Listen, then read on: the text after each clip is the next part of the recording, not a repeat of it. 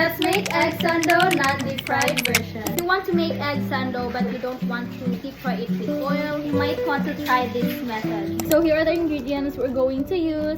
Of course, egg, bread, QP, and seasonings. Usual na ginagawa talaga sa egg sando is dinidip fry nila yung bread. We think it's way too oily, so we are going to air fry them instead. Healthier than deep frying. So while waiting na maluto yung eggs, let's air fry our bread. Nasa 180 Celsius tapos 2 minutes. It's already 2 minutes. Let's open it. So isa-slice natin siya into triangles. Slice here sa middle part para makagawa tayo ng pockets. So ito na yung itsura niya, pero hindi pa to yung final guys ha. Dapat brown yung sa labas. 2 minutes muna sa first para kasi mabuksan yung loob at di magbe-break yung outer layer niya. Pag na sobrahan ng air fry, hindi na siya mabubuksan kasi sobrang crispy na. So 2 minutes muna tapos next 2 minutes na naman ulit. Let's put it in our air fryer for another 2 to 3 minutes until golden brown. So ito na yung itsura niya. Gagawa na tayo ng egg filling. I-separate natin yung egg yolk, tapos egg white.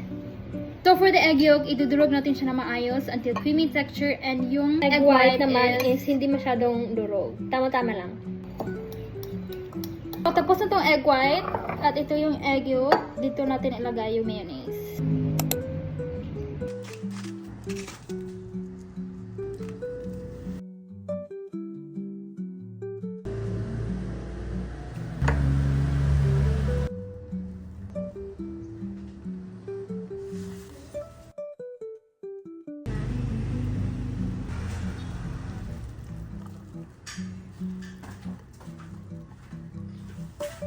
Now, ilalagay na natin siya sa bread.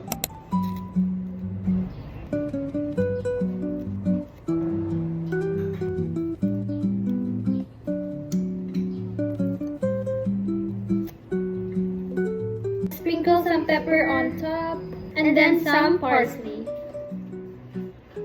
For how many minutes, medyo na-soften na yung bread, but at the same time, crispy on the outside. So, tapos na tayo gumawa ng egg sando non-deep fried version.